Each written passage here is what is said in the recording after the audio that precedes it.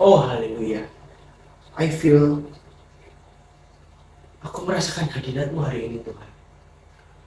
I feel happy to be here God. And I feel honored to be here.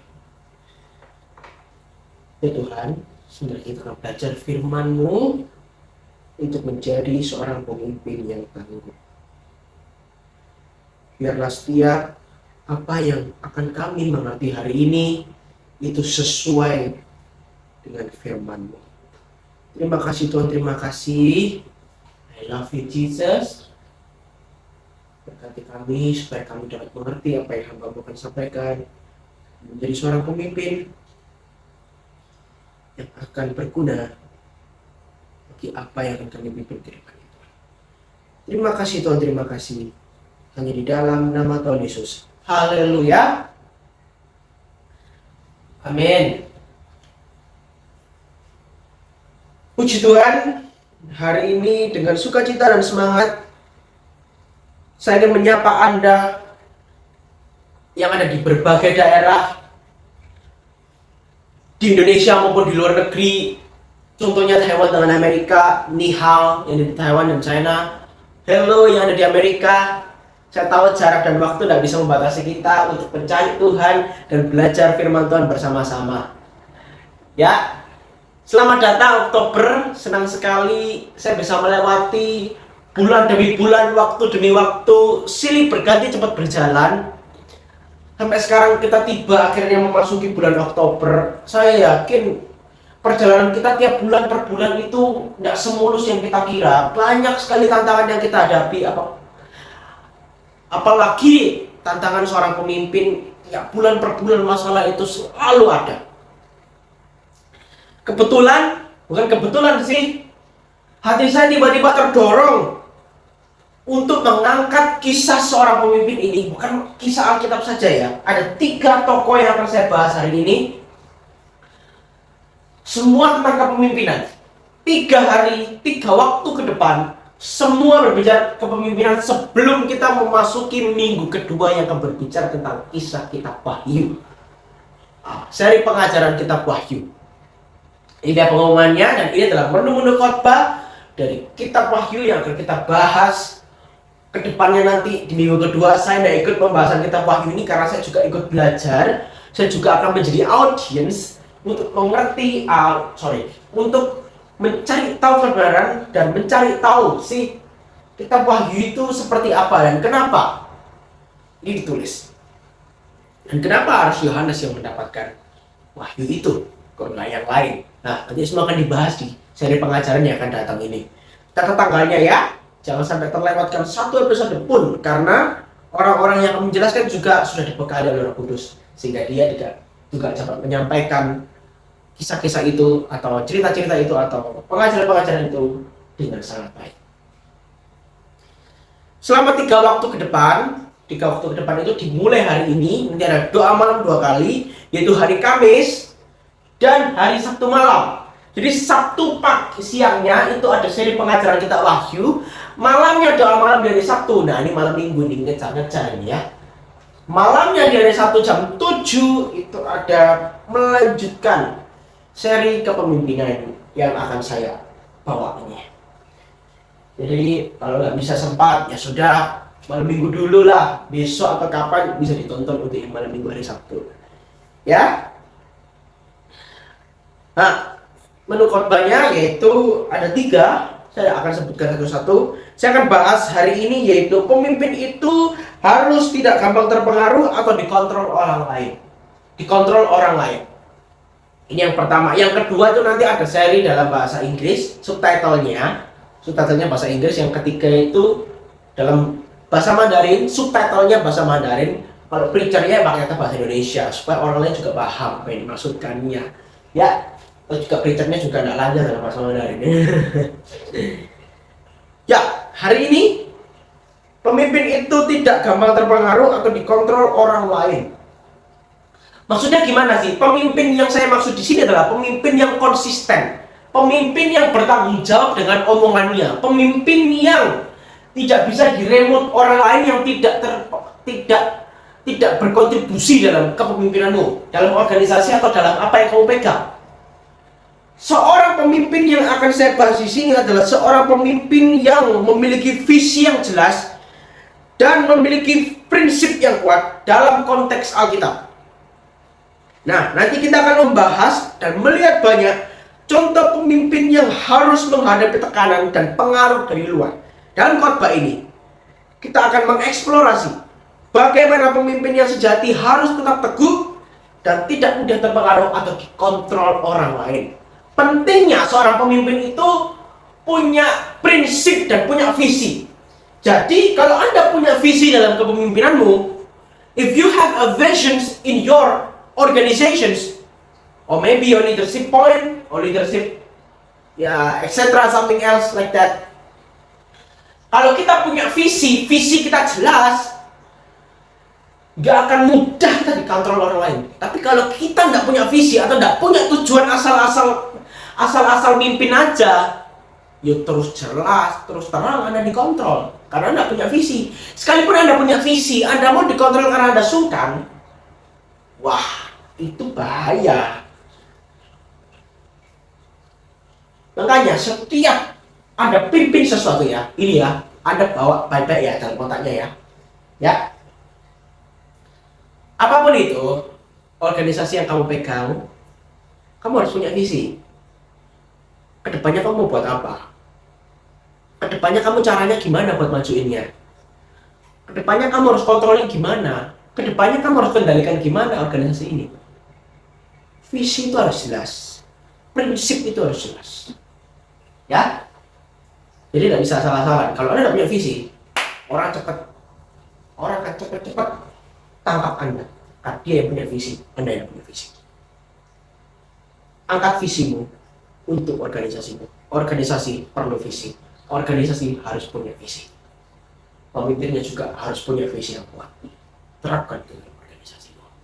Amin. Mari kita buka Alkitab kita, Keluaran pasal yang ke-32 ayat 19-20. Kita akan ambil 3 tokoh. Yang pertama yaitu Musa, teladan pemimpin sejati. Keluaran 32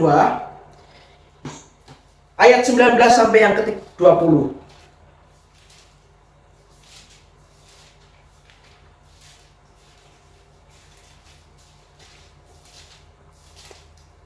Ya. Keluaran pasal ke-32 ayat 19 sampai 20 saya baca. Kita baca sama-sama deh. 2, 3. Dan ketika ia dekat ke perkemahan itu dan melihat anak lembu dan melihat orang menari-nari, maka bangkitlah amarah Musa, dilemparkannya lah kedua loh itu dari tangannya dan dipecahkannya pada kaki gunung itu. Sesudah itu diambilnya lah anak lembu yang dibuat mereka itu, dibakarnya dengan api dan digilingnya sampai halus, kemudian ditaburkannya ke atas air dan disuruhnya diminum oleh orang Israel. Di sini tuh Musa menghadapi situasi di mana rakyat Israel itu terjerumus dalam penyembahan berhala. Meski mengalami tekanan dan kemarahan dari rakyat sendiri, Musa tetap berpegang pada prinsipnya dan memimpin mereka kembali kepada Tuhan. Musa tidak terpengaruh pada zaman yang lebih ngetren saat itu menyembah berhala. Ketika dia tahu atau ketika dia mengerti kalau domba-dombanya, saya sebut domba-domba itu, rakyat Israel dipimpinnya ini udah berbelok arus, Musa tarik lagi, Musa bawa itu ke jalan yang benar untuk menggenapi visi Allah. Dalam organisasi pun seperti itu. Kalau kita udah tahu anggota kita melenceng dari jalan yang seharusnya ada di visimu, tiba-tiba dia melenceng, Anda jangan menormalisasikan. Anda jangan membiarkan karena Anda sungkan. Jangan sampai Anda dikendalikan orang lain. Jangan sampai organisasimu itu dilepas kendalikan. Sudahlah, biarlah. Jangan sampai Anda terpengaruh. Anda harus bawa mereka tuh putar balik arah. Kalau bisa bakar apa yang buat mereka terpengaruh itu. Musa membakar anak lembu emas itu, disuruh minum lagi.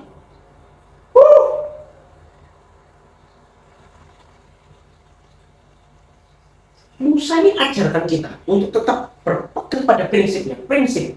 Pemimpin harus punya prinsip. Kalau pemimpin punya prinsip, anggotanya akan mengikuti teladan pemimpin. Seorang pemimpin itu harus memiliki keteguhan hati untuk mengikuti panggilan Tuhan, meskipun ada desakan atau tekanan dari sekelilingnya. Bayangkan, saat itu satu orang memimpin jutaan orang. Musa itu ya, tidak memimpin 1, 2, 3 orang, tapi dia pimpin jutaan orang. Nah, kita saat ini mungkin saya nggak bilang kita seperti Musa, jutaan orang yang akan kita pimpin. Unless kita itu kurang dari 100 pun ada. Tapi tekanannya yang luar biasa. Apalagi dia seorang diri. Membawa orang Israel jutaan itu keluar dari Mesir itu susah. Apalagi memimpin orang yang bandel kayak orang Israel. Kayak gini. Udah tahu Tuhan gak suka penyembahan berhala, tapi mereka bodoh amat, ya gak percaya. Akhirnya sembah berhala. Pemimpin mana yang gak geram hati? Coba saya tanya, pemimpin mana yang gak geram hati? Untungnya dia tidak menormalisasikan seperti untungnya Musa gak sungkan dengan orang Israel. Coba kalau Musa sungkan, endingnya kayak gimana? Untungnya gak sungkan, dia gak takut. Dia tidak takut karena apa? Karena dia melakukan hal yang benar. Musa melakukan hal yang benar. Makanya pemimpin tidak usah takut kalau engkau melakukan hal yang benar. Meskipun Anda dikendalikan orang lain dan Anda dibenci, tapi kalau Anda melakukan hal yang benar, tidak ada yang kamu takuti. Dan tidak ada yang boleh kamu takuti. Selagi Anda melakukan hal benar. Kalau Anda melakukan hal salah, beda lagi ceritanya.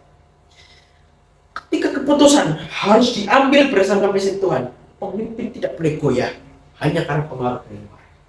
Kalau ada seseorang yang lebih tinggi dari Anda, meskipun bukan lebih tinggi sih, ya Anda memang lebih tinggi, tapi mungkin backing-nya lebih tinggi, Anda tidak boleh terpengaruh. Jika itu siapa? Di sini yang pimpin organisasi Anda, bukan backing-nya. Ya, jangan sampai terpengaruh. Fokus yang menjadi tujuanmu. Kalau misalnya kamu pengen organisasimu lancar atau maju, fokus ke sana. Tidak perlu melenceng ke sana sini. Itu namanya kamu tidak memiliki visi. Kalau kamu punya visi, tujuanmu ke sana. Misalnya tujuanmu ke Israel, pergi ke sana. Tujuanmu ke tanah perjanjian, ya keluar di sana. Musa tujuannya ke tanah perjanjian, tanah Kanaan. Dia sudah fokus ke sana. Dia tidak akan melenceng-melenceng. Kalau tujuan kita membawa kemajuan untuk organisasi, maka pergilah ke sana. Kalau Anda tujuannya membangun anak-anak muda semakin takut dan percaya kepada Tuhan, fokus ke sana. Jangan mengikuti hal dunia yang fana itu. Ya, pemimpin tidak boleh goyah. Meskipun nanti takut kehilangan teman, fokuslah yang menjadi tujuanmu. Focusing by your own point. Ya, puji Tuhan. Tidak boleh kita takut-takut. Kita ini seorang leader loh. Kalau dulu ya, saya mau cerita sebentar aja. Dulu waktu saya masih menjadi seorang pemimpin Sunday school. Itu sekitar tahun 2018. Dan tahun 2015 itu sudah jadi pemimpin Sunday school, sekolah minggu. Sudah berapa tahun yang lalu itu? 8 ya? Kurang tahu deh. Pokoknya saya udah pimpin itu sampai sekarang ya, totalnya 8 tahun. Dulu waktu saya masih kecil, saya tidak tahu kepemimpinan itu seperti apa. Pokoknya saya ditunjuk jadi seorang ketua. Kamu jadi ketua ya? Oke lah, saya setuju jadi ketua. Terus hari sampai ke hari udah gede nih, udah youth. Semakin tidak ngerti lagi kepemimpinan itu modelnya seperti apa. Terus saya belajar pelan-pelan. What can I be for being leadership? Revivalist, which is only 8 person in here. Kita hanya punya 8 orang di sini. How to be a revivalist? It's okay, do.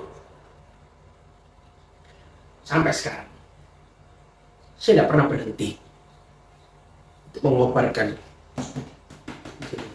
Meskipun anggotanya tersebar ke negara-negara, tersebar ke berbagai daerah, tersebar ke berbagai pelosok, gak apa-apa. Meskipun di gereja pusatnya orang cuma bisa dihitung hari juga bisa. Nggak apa-apa. Yang mendengarkan bukan hanya jemaat saya, jemaat gereja, tapi jemaat seluruhnya yang di luar negeri. Makanya saya tidak pernah minder. Satu kali pun saya tidak pernah minder. Karena apa? Karena ini bisa menjadi pelajaran buat mereka semuanya. Jadi saya tidak pernah takut. Orang antar saya tidak berani maju. Ya, dulu SMP saya pernah jadi OSIS. Tidak akan sangka saya sekarang menjadi presiden, ketua OSIS. Juga ada banyak orang yang mempengaruhi. Tapi saya punya visi. I have a vision. Saya punya visi, ya sudah saya fokus ke visi saya. Tidak melenceng ke sana ke sini, tidak melenceng ke sana sini. Visimu kemana? Teknologi dan pengembangan diri dan pengembangan beasiswa dan pengembangan ini. Oke, fokus ke sana. Nggak usah melenceng-melenceng ke sini. Fokus ke sana. Ya sudah, fokus ke sana. Dan saya mendapat diri saya fokus ke sana. Dan saya mau Anda juga melakukan seperti itu. Fokus ke daerah yang Anda pimpin. Fokus ke daerah yang Anda mau kembangkan. Anda mau kembangkan di mana? Fokuslah ke sana. Karena itu akan menjadi nilai plus untuk Anda. Karena kamu sudah memiliki pengalaman yang hebat di bidang. Ya, jangan sampai Anda terpengaruh oleh pengaruh-pengaruh dari luar. 2. Yesus Kristus sebagai pemimpin yang tidak terpengaruh. Siapa sih yang kenal Tuhan kita? Yesus, orang yang maha kasih, Tuhan yang maha kasih, Tuhan yang sangat peduli tentang anak-anaknya, Tuhan yang peduli juga dengan rasul-rasulnya, Tuhan yang sangat menyayangi semua orang. Kita baca Markus pasal yang ke-8 ayat 31 sampai yang ke-33.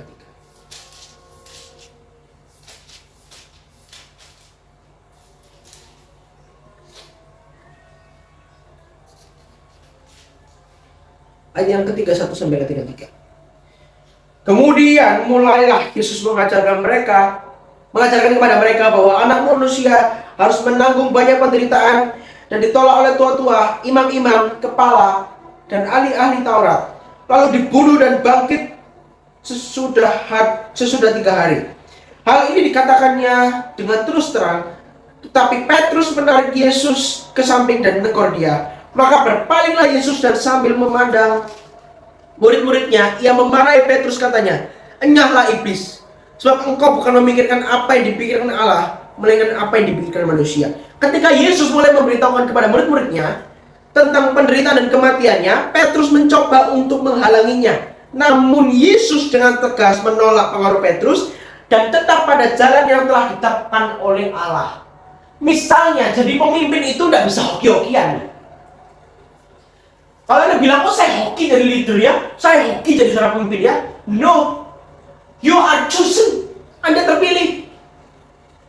Di antara banyak orang itu mengejar-ngejar tahtamu. Why? Kenapa harus kamu? Kok tidak orang lain? Oh ya, memang takdirnya, berarti saya hoki. Kata siapa? Who says that? No, you are chosen. Anda terpilih. Jadi pemimpin itu tidak bisa diomong, "Oh, aku hoki ya jadi leader ya, aku hoki ya jadi pemimpin ya." Untuk pemimpin apapun, pemimpin ketua kelas, yang paling kecil deh, ketua sekolah minggu, gede titik, ketua kelas, gede titik, ketua koordinator, gede titik, ketua OSIS, gede titik, pembina, gede titik, presiden, gede titik, MPR, DPR, terus tidak bisa disebut hoki. Tak bisa disebut hoki. Berarti Anda chosen, Anda terpilih. Antara banyak orang seperti itu. Kenapa harus Anda? Karena sekali lagi saya ulang terus, karena Anda terpilih. Berarti Allah ingin menetapkan sesuatu. Allah ingin menetapkan sesuatu untuk Anda, supaya apapun yang kamu kerjakan itu berhasil. Dengan doa dan iman. Ketika Yesus ini sudah waktunya, it's time untuk memberitahu kepada murid-muridnya tentang penderitaan dan kematiannya kelak. seperti Petrus, sudah tahu atau belum tahu? Petrus ini mencoba untuk menghalangi. Nah, ketika kita memimpin ke depannya, mungkin ada beberapa orang yang akan menghalangi kita. Padahal itu udah jalannya. Itu udah misalnya udah visi Allah, visimu, itu udah bagian of your visions. Tapi ada orang-orang yang akan menghalangi kita nantinya. Ada orang-orang yang berusaha untuk memblokade visi kita. Ada orang yang berusaha untuk menutupi visi kita. Nggak usah sungkan. No, I have to do this because it's part of my programs. Lu bisa bantah. Lihat Yesus. Ia memarahi Petrus ayat 33. Maka berpalinglah Yesus dan sambil memandang murid-muridnya, ia memarahi Petrus. Petrus dimarahi Yesus. Jadi pemimpin itu harus tegas, harus konsisten dengan omongannya. Harus fokus yang penting. Pemimpin kalau omongannya ngalur ngidul gak akan jadi.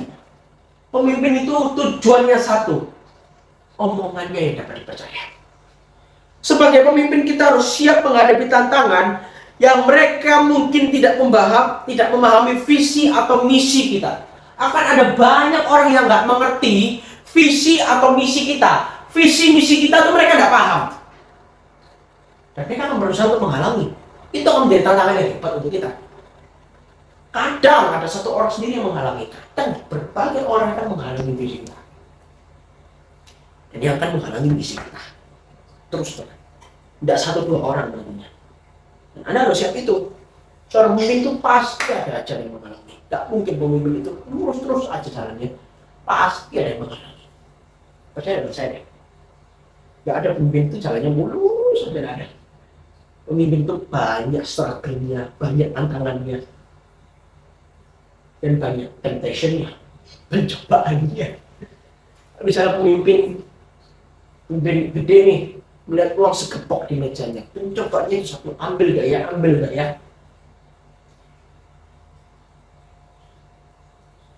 Ambil gak ya, aku dosa, tapi eman, tapi rugi.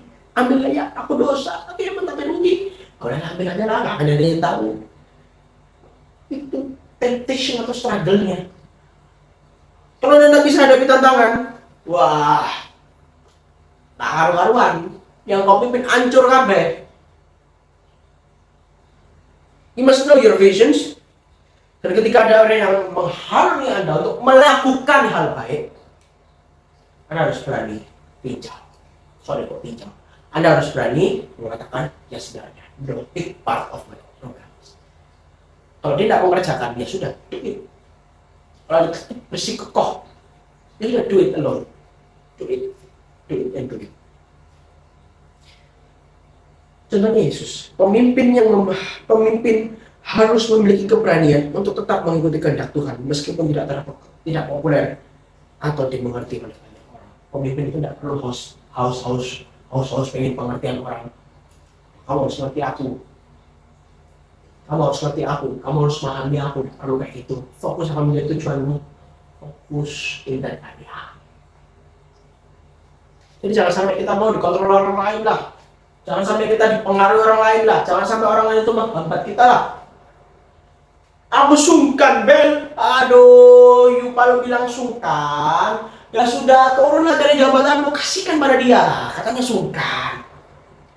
Perlu sungkan. Kaplok. Enggak ya. Enggak. Jangan. Kamu sungkan. Apa yang menjadi tujuanmu tuh, ikutilah. Tujuanmu tuh pengen gak maju. Kok kamu sungkan sama orang? Pemimpin kalau sungkan itu, ya wes mau dulu aja kasih orang itu. Ya bener tuh. Bener. Perlu sungkan. Ya. Your vision is the key of your organization future. Asik. Lanjut. Daniel. Terakhir ya. Daniel keteguhan di tengah. Daniel 6 ayat 10 sampai 16.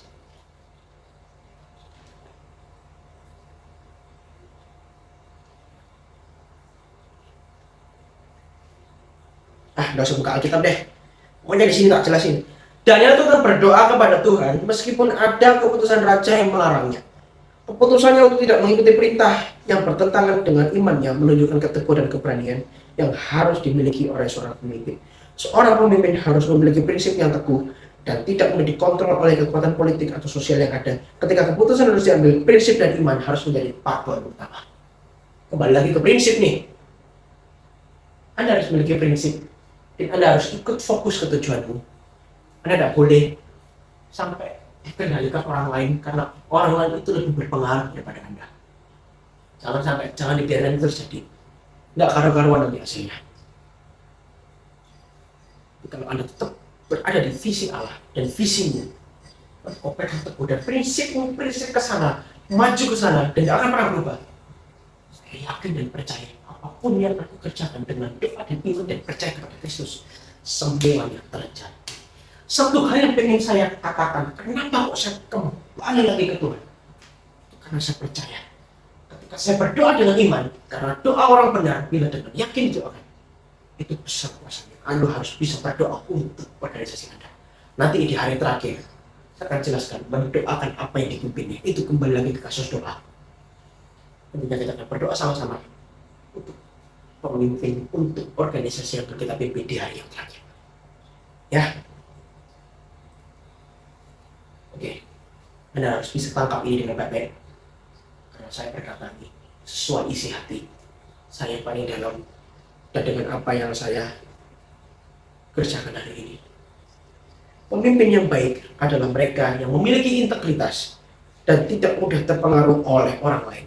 Seperti Musa, Yesus, dan Daniel, kita dipanggil untuk mengikuti prinsip dan panggilan Tuhan tanpa terpengaruh oleh tekanan atau pengaruh dari luar.